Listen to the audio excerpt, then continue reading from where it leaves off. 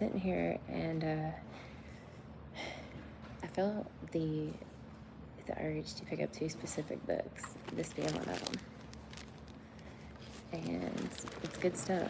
Um, Brene Brown, Braving the Wilderness, The Quest for True Belonging, and the Courage to Stand Alone. I want to read a little bit from it. Shout out to Brene Brown. Chapter 1, Everywhere and Nowhere. When I started writing, I inevitably feel myself swallowed by fear.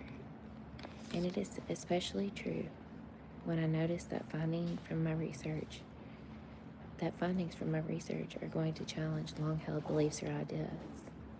When this happens, it doesn't take long before I start thinking, who am I to say this?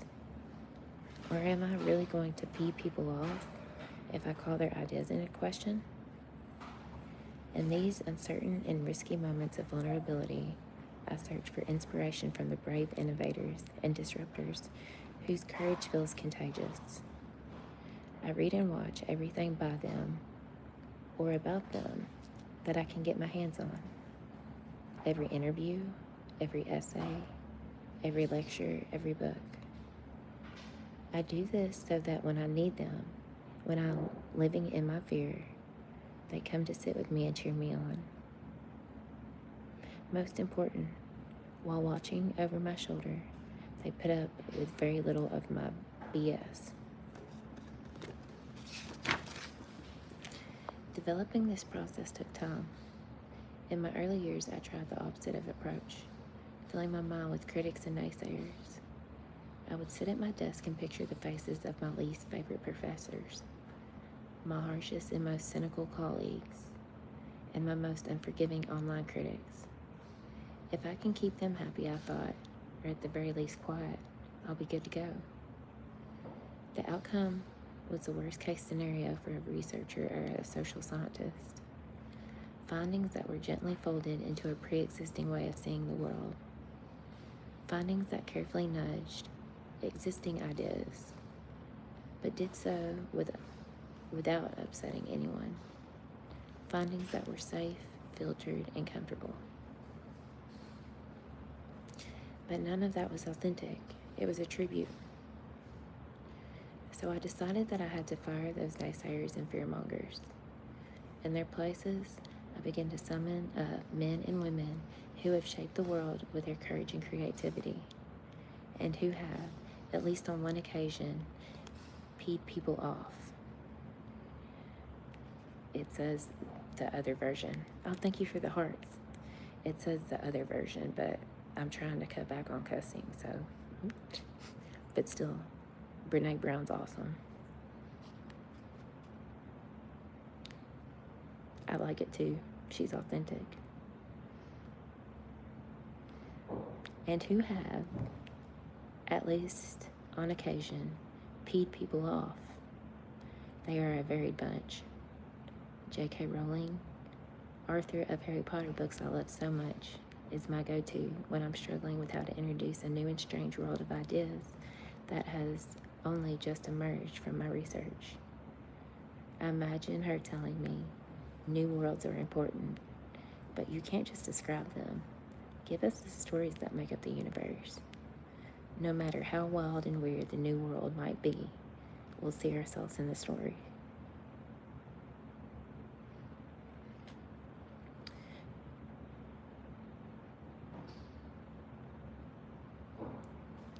Thank you.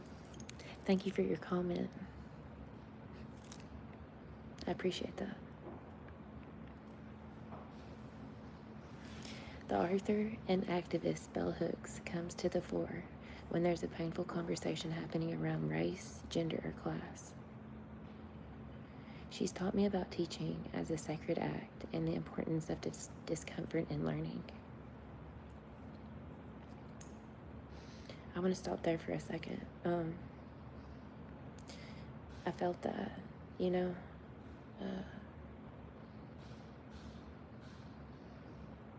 learning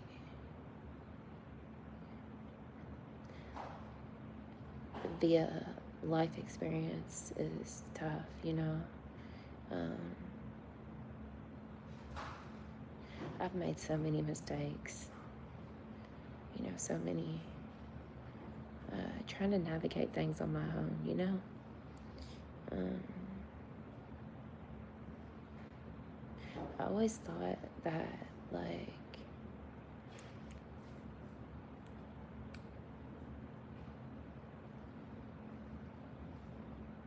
I'm going to touch base on PTSD for a minute. With PTSD, like, and this is my experience, strength and hope. When I feel like I'm like in a danger, you know, it's very much so a fight or flight response. And I wasn't diagnosed with PTSD at a young age, but hey, Lauren, thank you for being here.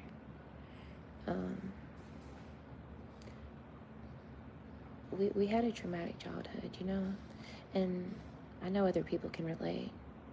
And fight or flight response is real, you know, very much so. And finding peace in a chaotic world is, it can be tricky, you know, but like, I found grounding exercises, and I want to throw these out here because for those that are on my live, maybe this will help you, you know.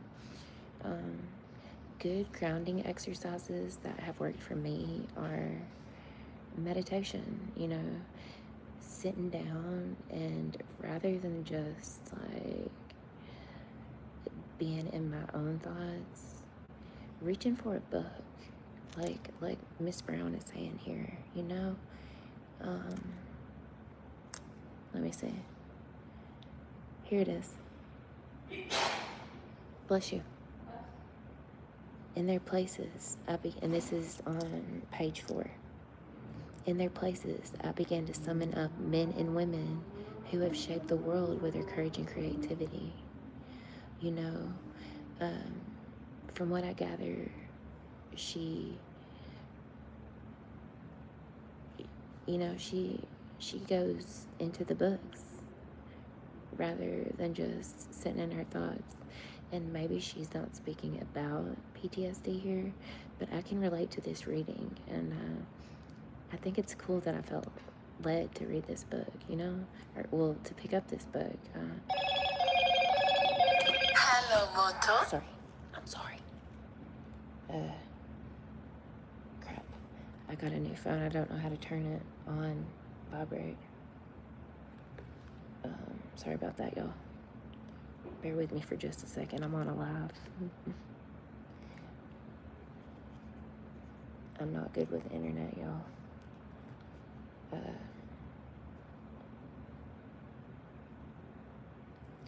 Alright, I think I turned it down. But, it really hit me when she spoke here again on page 4, where she's talking about author and activist Bell Hooks. She says, and I'll read this again. The author and activist Bell Hooks comes to the fore when there's a painful conversation happening around race, gender, or class. She's taught me about teaching as a sacred act and the importance of discomfort in learning. You know, I feel that, like I said earlier, I've tried to navigate situations on my own rather than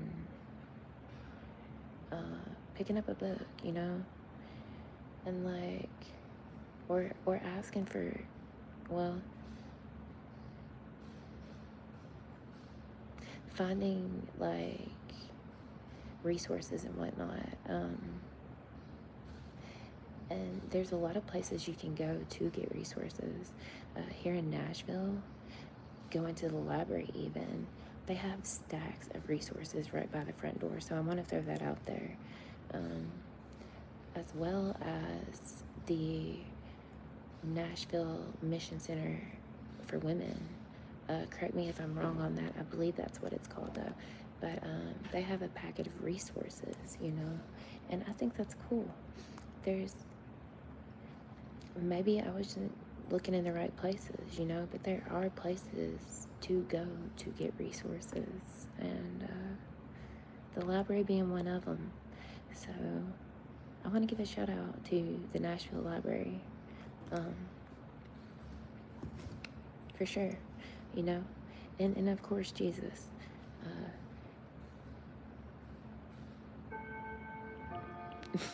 Confirmation. God is good all the time.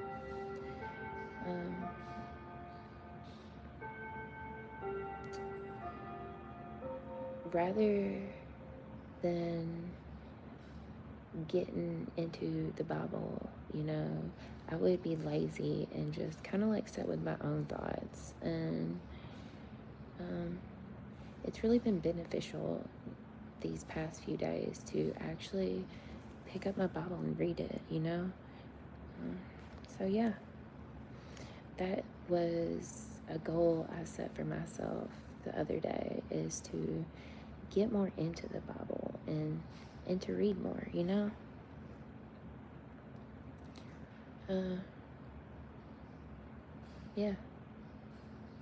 So I'm going to continue reading a little bit more because I'm feeling this book. She's cool. All right. I'm going to start back on page 4.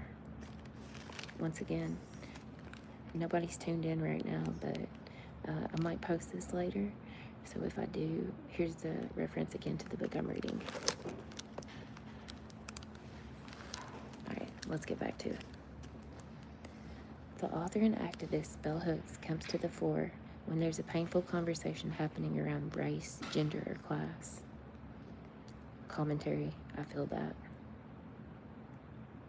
She's taught me about teaching as a sacred act and the importance of discomfort in learning.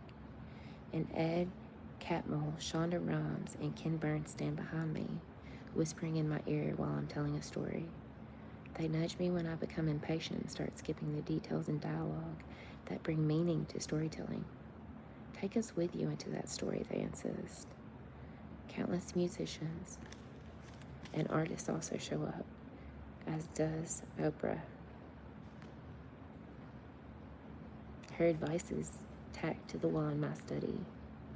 Do not think you can be brave with your life and your work and never disappoint anyone. It does not work that way.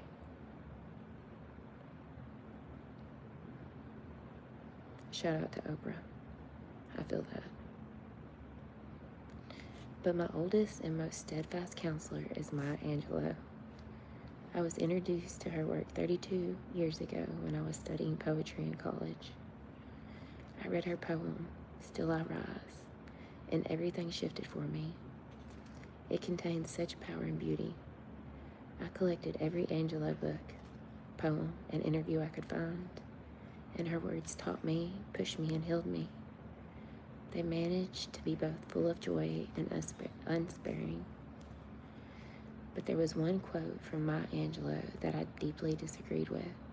It was a quote on belonging, which I came across when I was teaching a course on race in class at the University of Houston.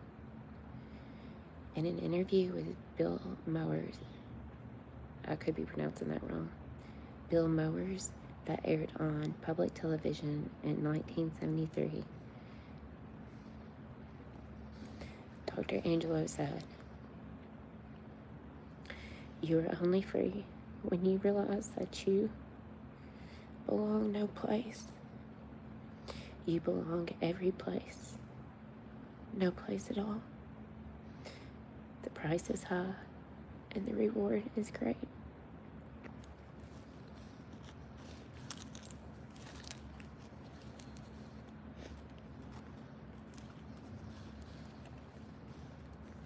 I feel that.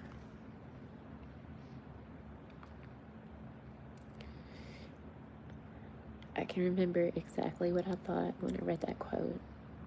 That's just wrong. What kind of world would it be if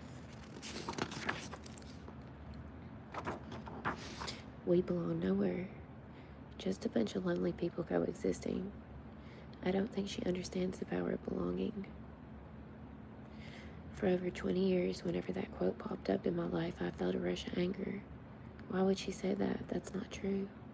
Belonging is essential. We must belong to something, to somewhere. I'm sorry. We must belong to something, to someone, to someone, to somewhere. I soon realized that the anger came from two places.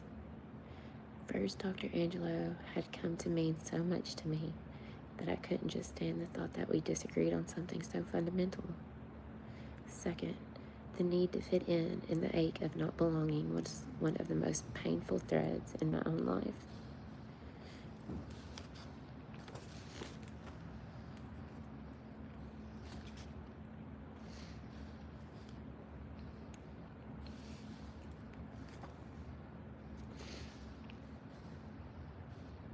Sorry. It resonates.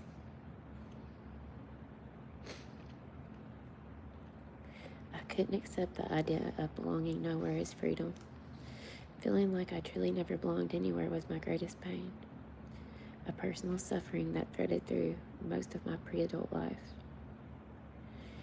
It was in no way my liberation.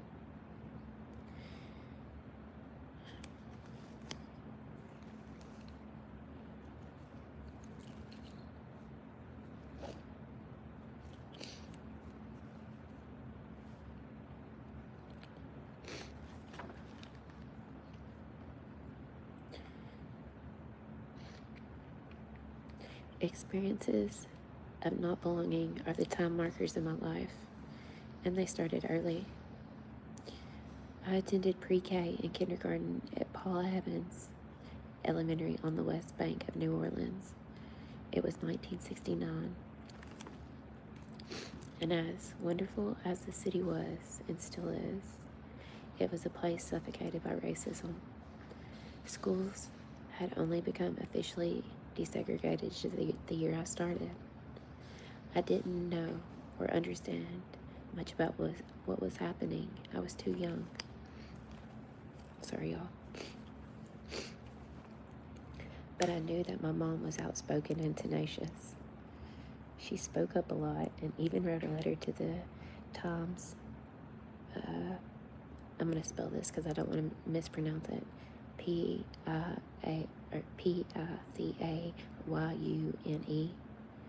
challenging the legality of what today we call racial profiling. I could sense that energy around her, but to me she was still just a volunteer in my homeroom, and the person who had made me, herself, and my Barbie matching yellow plaid shift dresses.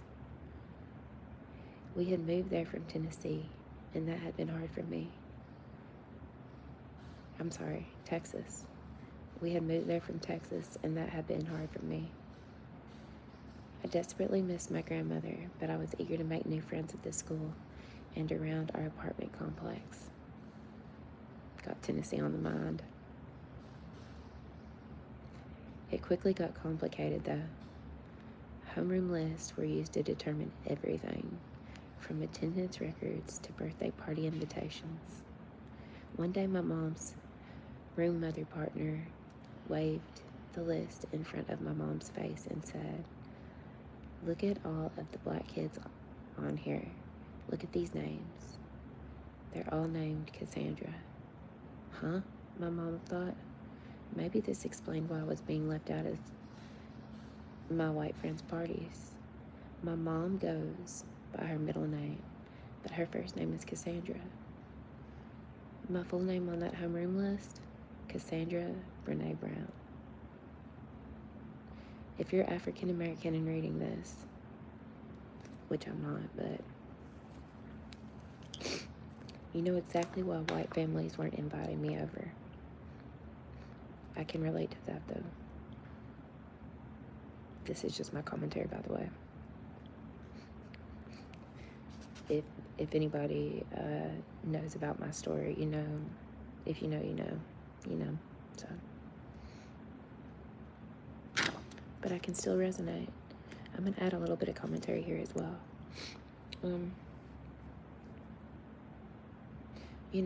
Going back to what she said on page 4, the author and activist Bell Hooks comes to the fore when there's a painful conversation happening around race, gender, or class. I can resonate with that, being a single mother, trying to raise a kid,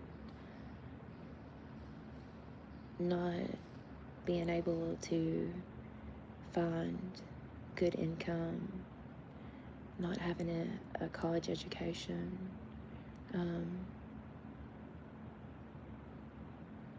with a past with self-medicating, to heal my own chaos. It didn't leave a good name for myself, I'll bet I never told anybody my story out loud, on a platform or anything of that sort. It's still, people,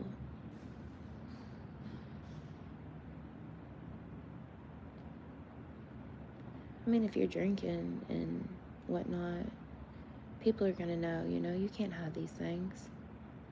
So although I'm not African American, I can relate to page 4 where she speaks on the painful conversation happening around class.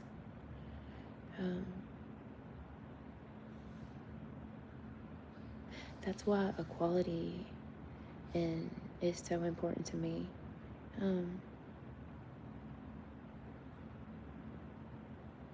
Very much so.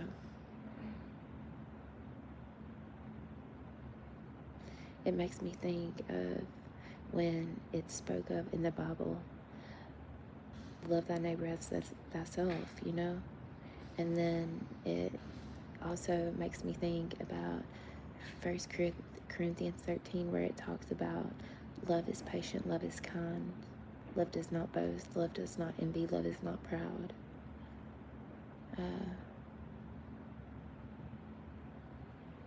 Yeah. I'm not here to push religion on anybody by any means. Thank you for the hearts. Thank you. Because to be honest, I don't exactly consider myself the religious type. More so spiritual. And I try to keep it simple, I'll be honest with the 3 people that are here on my live. I haven't read much of the Bible, but I do try to abide by love. And, well, first and foremost, Jesus. And to me, Jesus is love, I do respect different religions and spiritualities, though, 100, because I think that we can learn from each other through the human experience, and that's a beautiful thing. So let's get back to reading.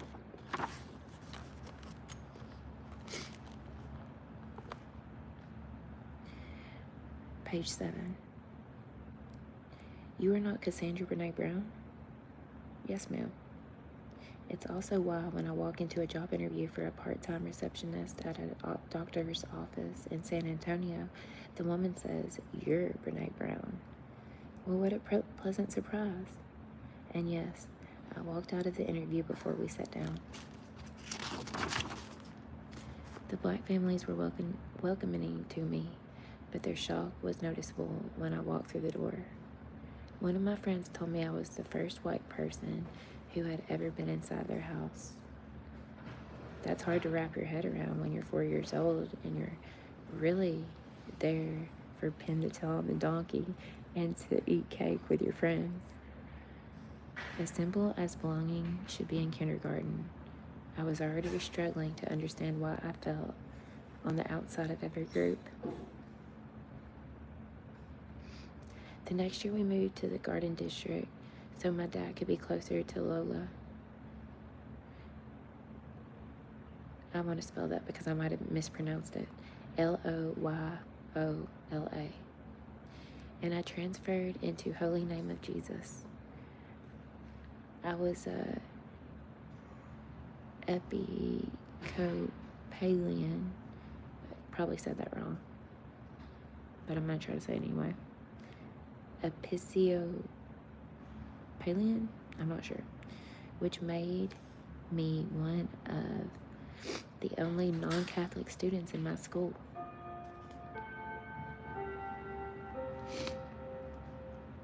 Turned out I was the wrong religion, yet another wedge between me and belonging. After a year or two of sitting out, being called out, and sometimes left out, I was sent to the office and arrived to find God waiting for me.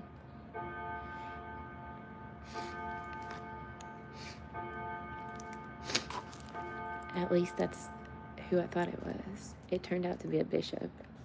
He handed me a mimeographed copy of the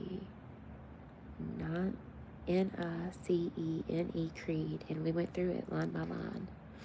When we were done, he handed me a note to take home to my parents. The note read, "Brene is Catholic now."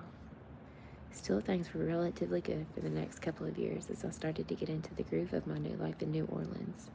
Mostly because I had the best BFF in the world, Eleanor. But then came a bunch of big moves.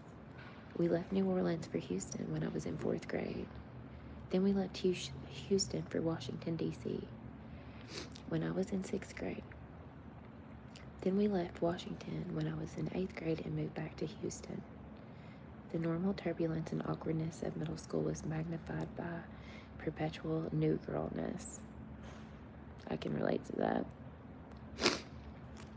My only saving grace was that during all of these transitions, my parents were in a good place and getting along. This meant that despite the turbulence around me with ever-changing schools, friends, and adults, home was safe. Even if it felt like a refuge from the pain of not belonging. When all else failed, I belonged at home with my family. But things started to break. That last move back to Houston was the beginning of a long, miserable end to my parents' marriage. And right on top of the chaos, there were the Bergadettes. When we moved back to Houston at the very end of 8th grade, there was thankfully just enough time to try out for the high school drill team called the Bergadettes. I'm probably saying that wrong, y'all. Shout out to my 2 people on here. Thank y'all for being here. And the 2 thumbs up as well. I appreciate that.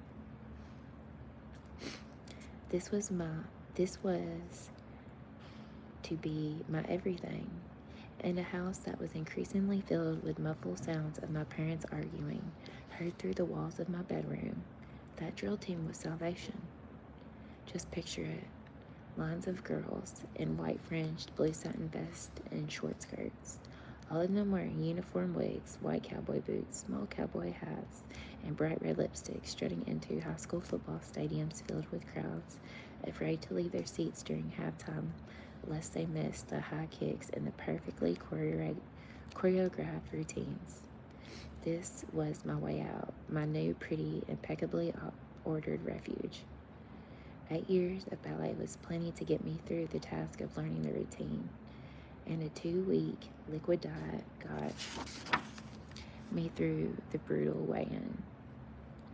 All of the girls swore by the cabbage soup and water diet. Commentary: I know about this cabbage soup diet. It's actually good though. Weight Watchers. Back to reading. It's hard to think of letting a 12-year-old go on a liquid diet, but for some reason it seemed normal. I can relate to that.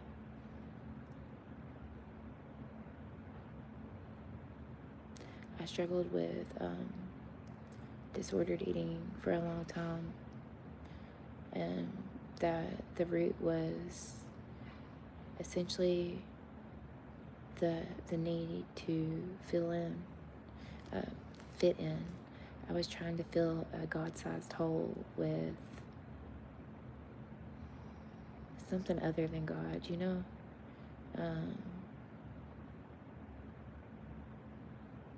To feel accepted.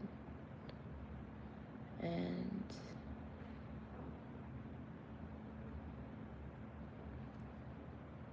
yeah.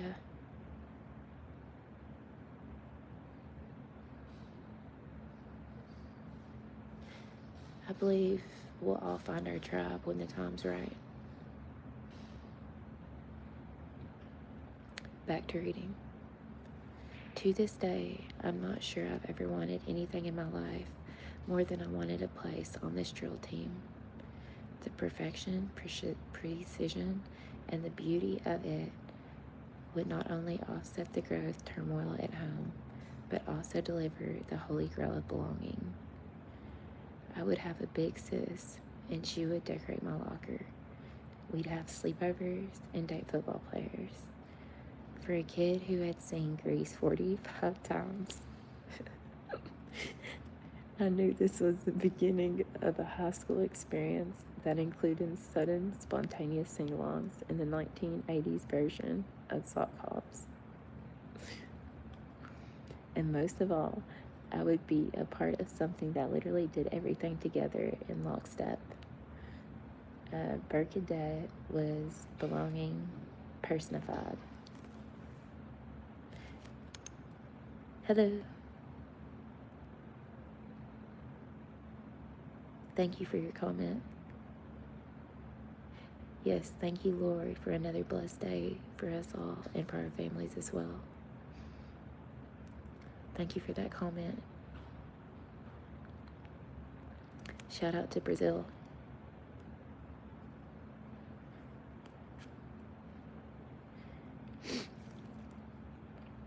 Okay, we're on page 10 for y'all who. Good deal, my friend. I'm glad you're having a great day. For those, well, I've got 2 on here, but for you, sir, that just commented, we're reading from this book right here. I'm only on page 10 and I highly recommend it. Alright, I'm gonna get back to reading. And most of all, I would be a part of something that literally did everything together in lockstep. A Birkadet was belonging personified.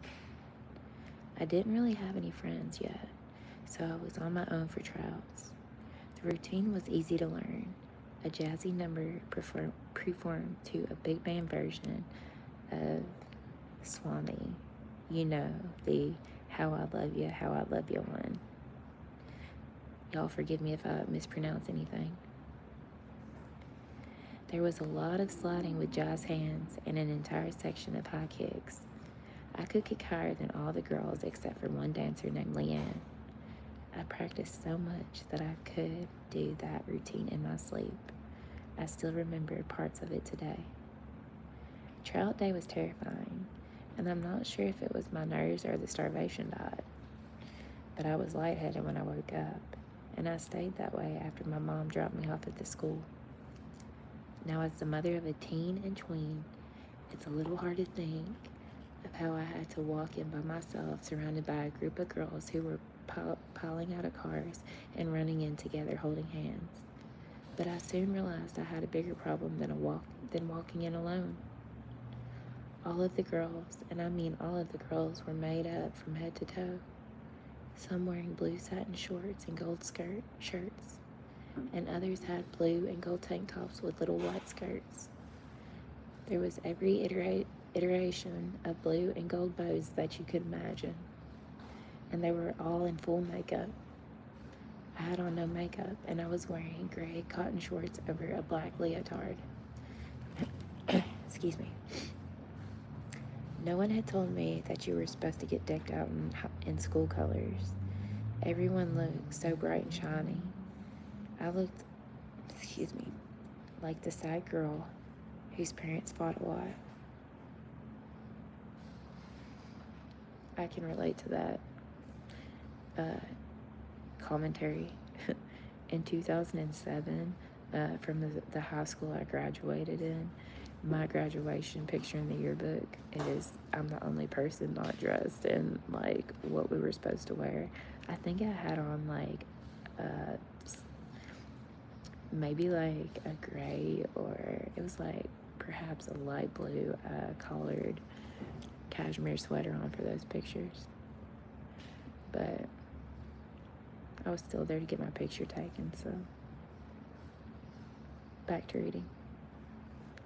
All of the girls, and I mean all of the girls, I've already read this, but I'm gonna read it again, were made up from head to toe. Some were wearing blue satin shorts and gold shirts, and others had blue and gold tank tops with little white skirts. There was every iteration of blue and gold bows that you could imagine, and they were all in full makeup. I had on no makeup, and I was wearing gray cotton shorts over a black leotard.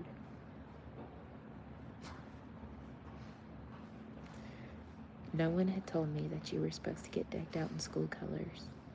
Everyone looked so bright and shiny. I looked like the sad girl whose parents fought a lot. I made the weigh-in with 6 pounds to spare.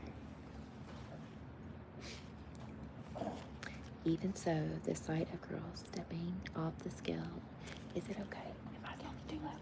Thank you. I made the weigh-in with 6 pounds to spare. Even so, the sight of girls stepping off the scale and running into the locker room, weeping, traumatized me. We wore numbers safety pinned to our shirts and danced in groups of 5 or 6. Lightheaded or not, I nailed the routine. I felt pretty confident when my mom picked me up and I went home to wait it out. They would post the numbers later that evening. Those hours in between moved in slow motion. Finally, at 5 after 6, we pulled into the parking lot of my soon-to-be high school. My entire family, mom, dad, brother, and sisters, was in the car. I was going to check my number, and then we were headed to San Antonio to visit my grandparents. I walked up closer. Got distracted. I walked up to the poster board hanging on the outside of the gym door. Standing next to me was one of the girls from my tryout group. She was the brightest and shiniest of all the girls. And on top of that, her name was Chris. Yeah. She even had one of those coveted boy names that we all wanted. The list was in numeric order. If your number was there, you made the team. If your number wasn't there, you were out. I was number 62. My eye went straight for the 60s. 59, 61, 64, 65. I looked again. I just couldn't process it. I thought if I stared hard enough,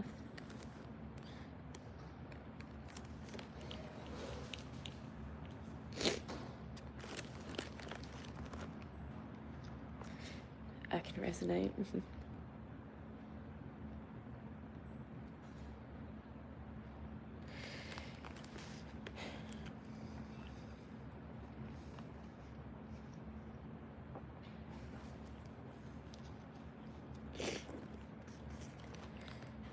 Sorry.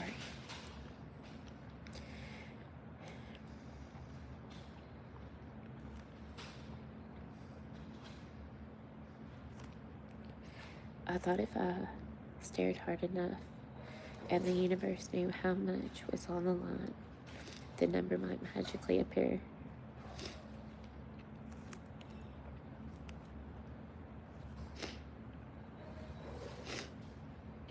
I was ripped out of my negotiation with the universe by Chris's screaming.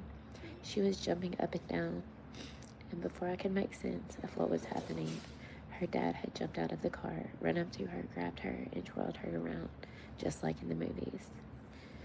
I would later hear it through the grapevine that I was a solid dancer, but not really Bernadette material. No bows, no shine, no group, no friends, nowhere to belong. I was alone, and it felt devastating.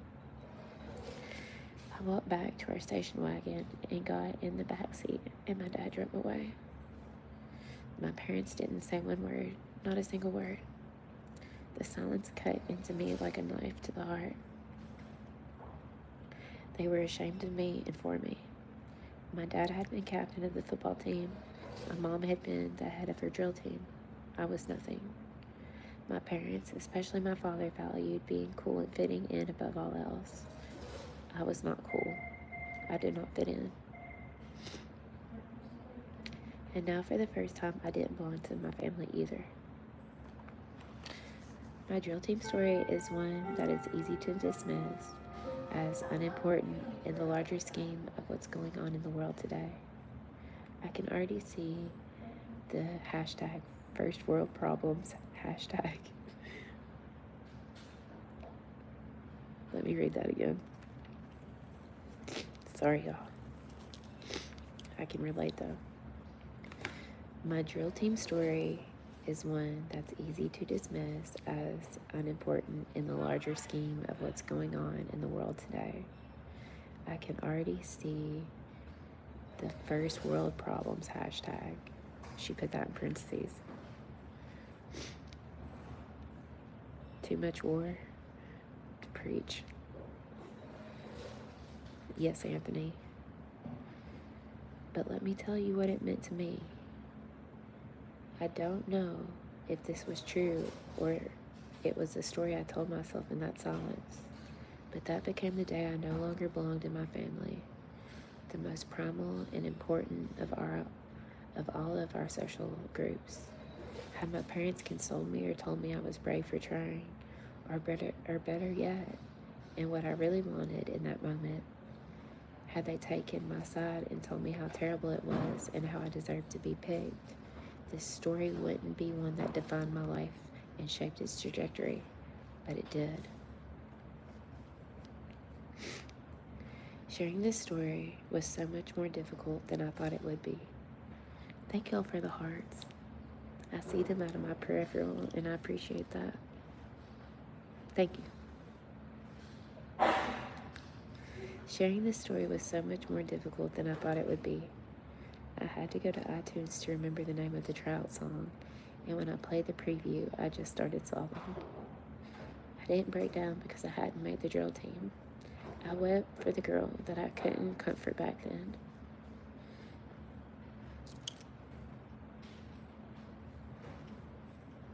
The girl who didn't understand what was happening or why. I wept for the parents who were so ill-equipped to deal with my pain and vulnerability.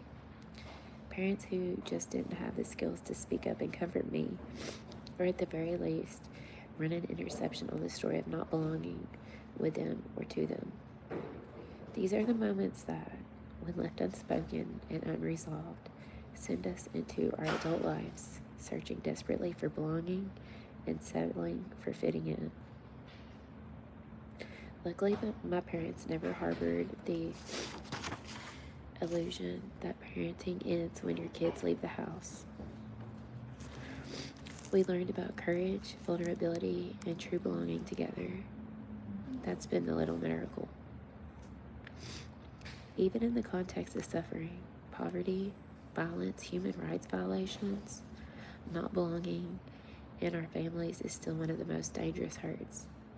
That's because it has the power to break our heart, our spirit, and our sense of self-worth. It broke all three for me. And when those things break, there are only three outcomes.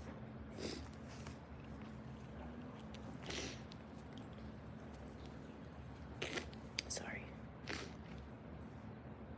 Something I've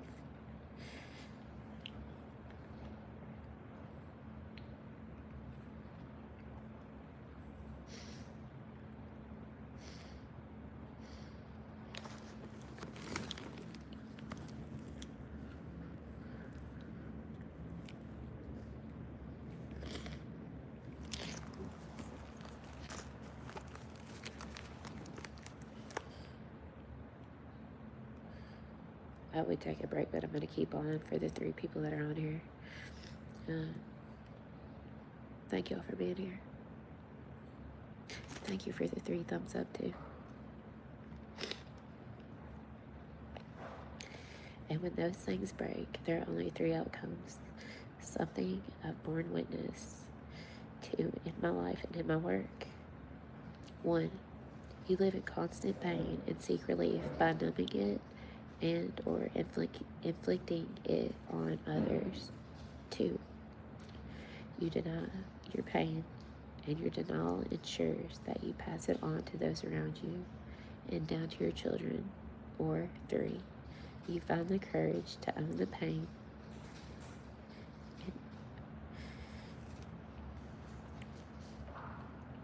and develop a level of empathy and compassion for yourself and others that allows you to spot hurt in the world in a unique way.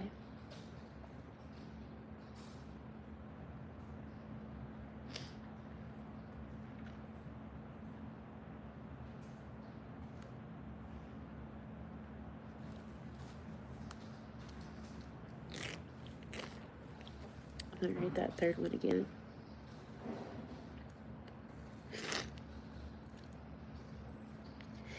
You find the courage to own the pain and develop a level of empathy and compassion for yourself and others that allows you to spot hurt in the world in a unique way.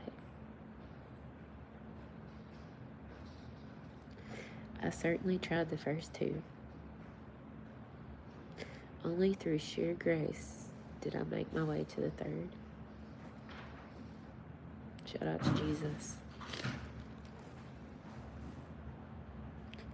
She didn't say that in the book. I'm just saying it. I had to add a little bit of commentary.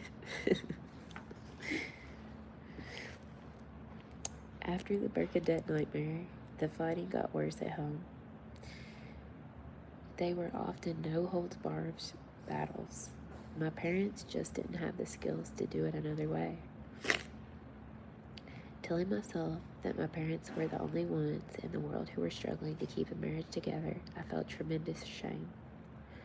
All of the friends of my brother and sister who played at our house called my parents Mr. and Mrs. B with a casual cool, like they were great. But I knew about the secret fighting and knew I didn't belong with those friends whose parents were as awesome as the ones on TV.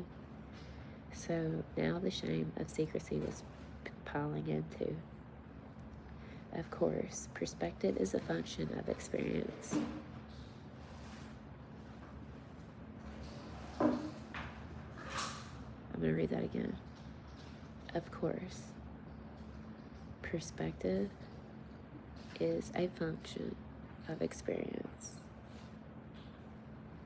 I didn't have the experience to put what was happening around me into context, and my parents were just trying to survive without inflicting catastrophic damage.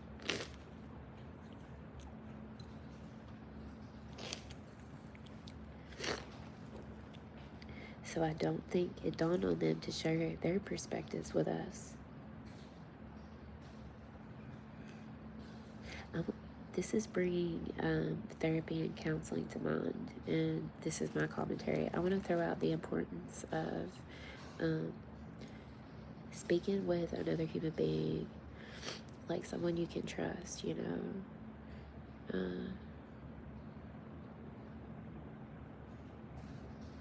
It really helps.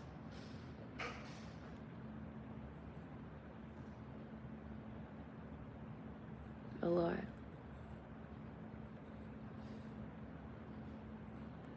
Of course, perspective is a function of experience.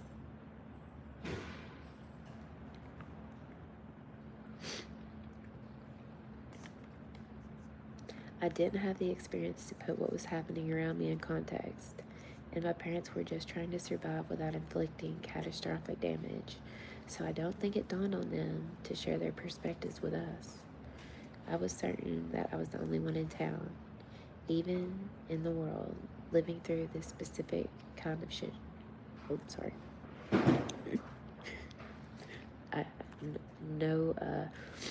Not throwing any shade at Miss Brown, because, yeah,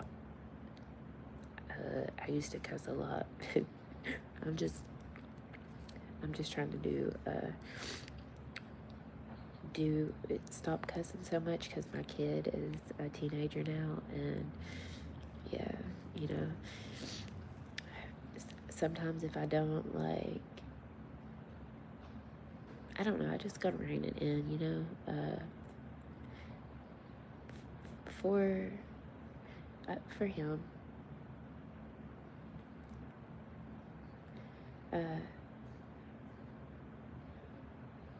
so yeah, no shade to Miss Brown at all. Actually, I enjoy it. I like her authenticity in this book. It's cool. Alright, I'm gonna get back to reading.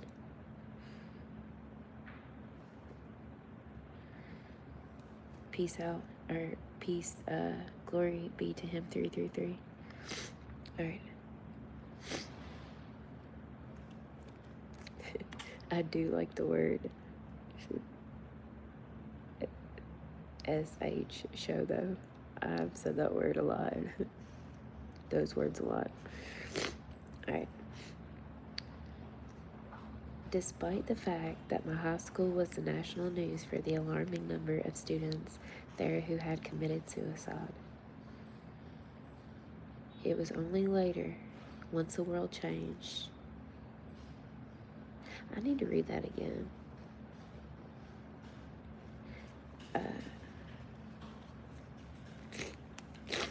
Because suicide awareness is really important to me. I was certain that I was the only one in town, even in the world, living through this specific kind of show, despite the fact that my high school was in the national news for the alarming number of students there who had committed suicide. It was only later, once the world changed and people started actually to talk about their struggles, that I found out how many of these perfect parents ended up divorced, dead from hard living, or mercifully in recovery.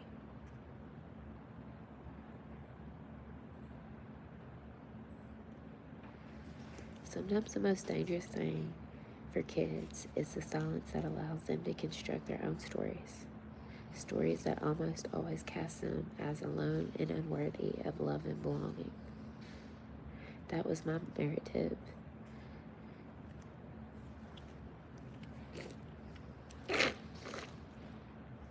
So rather than doing high kicks during halftime, I was the girl hiding WEED in her beanbag chair and running with wild kids, looking for my people any way I could. I never tried out for a single thing. Instead, I got really good at fitting in by doing whatever it took to feel like I was wanted and a part of something.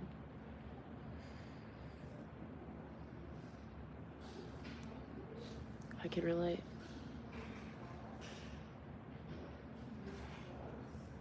During my parents' ongoing and worsening fights, my brother and two sisters would usually come into my room to wait it out. As the oldest, I started using my newly formed fitting in superpowers to identify what had led to the fighting, so I could concoct elaborate interventions to make things better. I could be the savior for my siblings, for my family. When it worked, I considered myself a hero. When it didn't, I'd blame myself.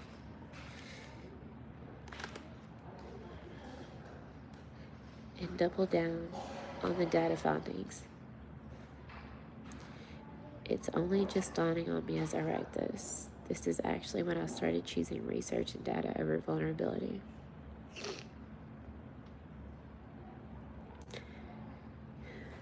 As I look back, I realize I probably owe my career not to belonging.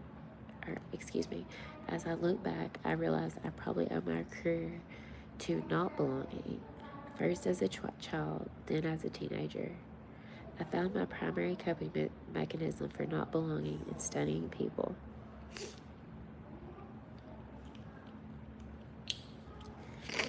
Sorry for crying. I can relate. A lot.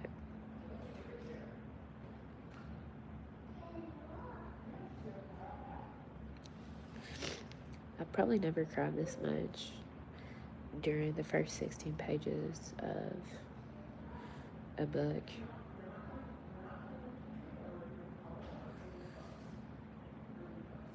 But to be honest, I haven't really read a lot of books like front to back, so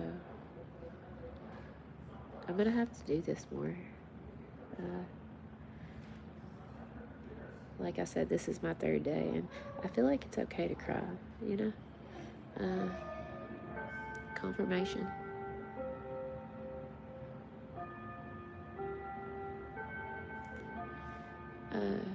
Before I go on reading, I want to give a shout out to Miss Brown again. I can really relate a lot.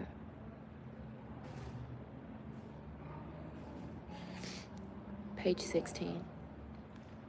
For the two who are who are here, if y'all haven't been here prior, we're reading from on page 16. As I look back, I realize I probably owe my career not to belonging. I've already read this, but first as a child, then as a teenager, I found my primary coping mechanism for not belonging in studying people. I was a seeker of pattern and connection. I knew if I could recognize patterns in people's behavior and connect those patterns to what people were feeling and doing, I could find my way. I used my pattern recognition skills to anticipate what people wanted, what they thought, or what they were doing. I learned how to say the right thing or show up in the right way. I become an expert fitter in, a chameleon, and a very lonely stranger to myself.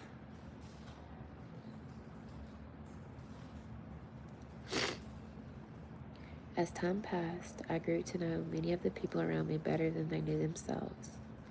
But in that process, I lost me.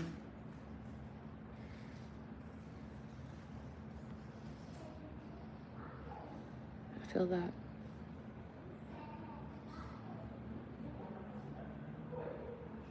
By the time I was 21 years old, I had dropped in and out of college, survived my parents' divorce, hitchhiked through Europe for 6 months, and engaged in every self-destructive, dumb behavior you can name, short of hard drugs. I can relate. But I was growing weary. I was running on fumes. Anne Lamott quoted an observation from one of her sober friends that sums up that kind of running away perfectly. By the end, I was deteriorating faster than I could lower my standards.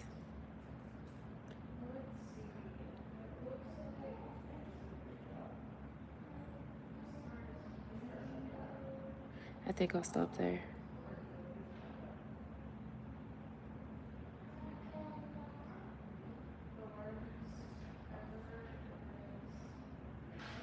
I want to read that one part again. By the end, I was deteriorating faster than I could lower my standards.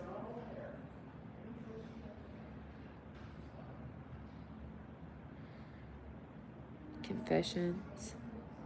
This is my commentary. Confessions of a people pleaser.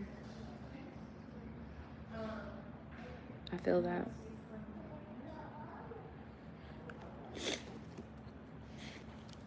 Being true to your authentic self. Well, let me rephrase that.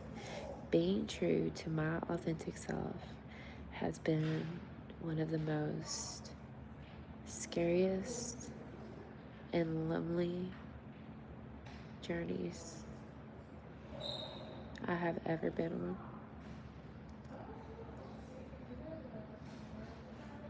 I feel like, what's Maslow's law? Isn't human connection part of that? I'm pretty sure.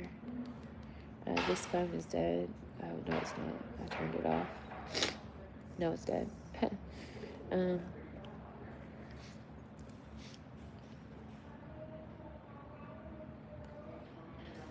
I don't want to, like,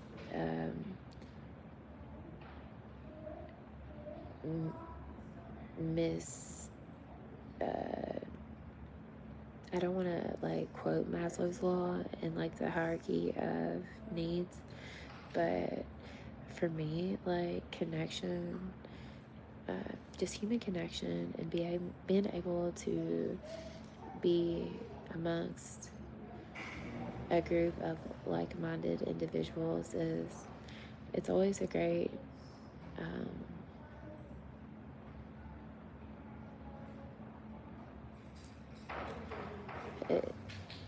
it's a good thing. Going back to the Bible, you know, where two or more pray, where two or more gather. Sorry, I'm getting sidetracked. I think it's time I get off here. It's already been an hour. But, yeah. I feel that. Once again, 17 pages from Brene Brown, Braving the Wilderness. I'm going to check this book out. It's good. Y'all have a good afternoon. God is good. Peace, love, and light.